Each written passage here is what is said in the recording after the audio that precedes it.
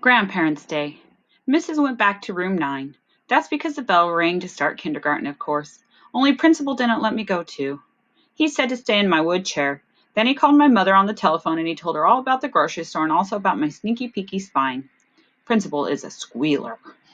After that, Mother said she wanted to talk to me, only when I said hi, she didn't even say hi back. She said she wasn't very happy with me, Missy, and no more spying means no more spying, and we would talk about it after her work. Then Mother said she never wants to get any more phone calls from the principal. Did I understand? Did I? Did I? I looked at Principal. Mother says not to call her anymore, I told him. Then Mother did a loud groan on the phone. Except I don't know why. I don't think that was quite what she meant when I don't want to get any more calls from your principal. But it was funny. Don't call my mom anymore. After that, me and her hanged up. And Principal said I could go to room 9, and so I run there speedy quick. Only too bad for me, 'cause I got there too late to sing My Country 'Tis Thee, Sweet Land of Liver Free, which is my favorite flag song. And so I just had to sit down at my table, and that's all. I showed Lucille my Band-Aid. See, my head's not blowed up, I said, very happy. Too bad, said a mean boy named Jim. I made a fist at him. Then me and him got into a scuffle. Scuffle is the school word for I accidentally tore his shirt. Only guess what? I didn't even get in trouble, 'cause just then the grandparents came to room 9 for Grandparents' Day. Hey, there's mine, I hollered, very excited. Mine is the grandpa with the baldy head. Mine too, said a girl named Charlotte. Mine too, said my boyfriend named Ricardo. Then a grandma with blonde hair came in and she had on long red fingernails and dangling earrings with jewels on them. That's my Nana, said Lucille. I smiled at her. Your Nana looks like a money bags, Lucille, I said.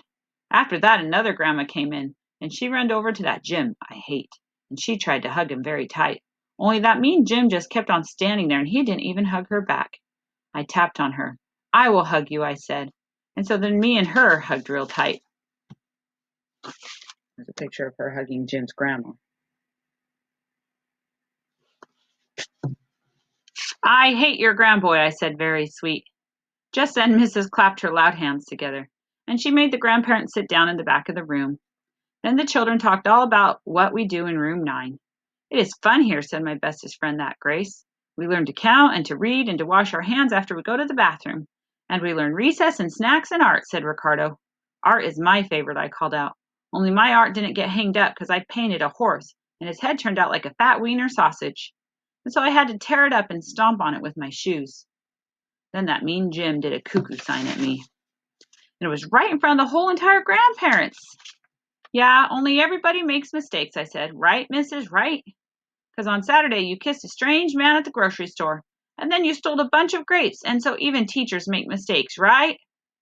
I don't think her teacher wanted that announced to the whole grandparents at Grandparents' Day, and Mrs. Face went very funny. Then her skin turned the color of reddish, and her voice couldn't say any words. How come you're not talking, Mrs.? I hollered out. Does the dead cat got your tongue?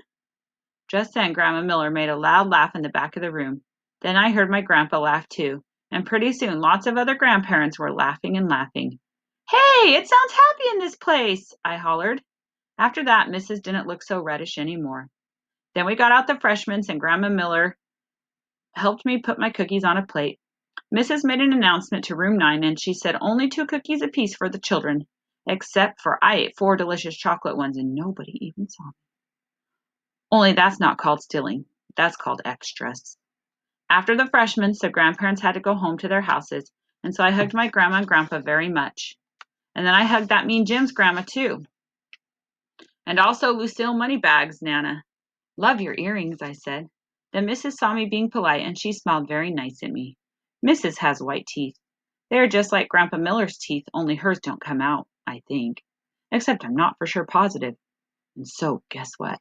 I still wish I could hide in her hamper. That's what. The end. That was Junie B. Jones and his sneaky, peeky spying. So she is always fun. Her books are funny and they make you laugh. So I hope you enjoyed that one. Maybe we'll get to read another one later on. Bye-bye.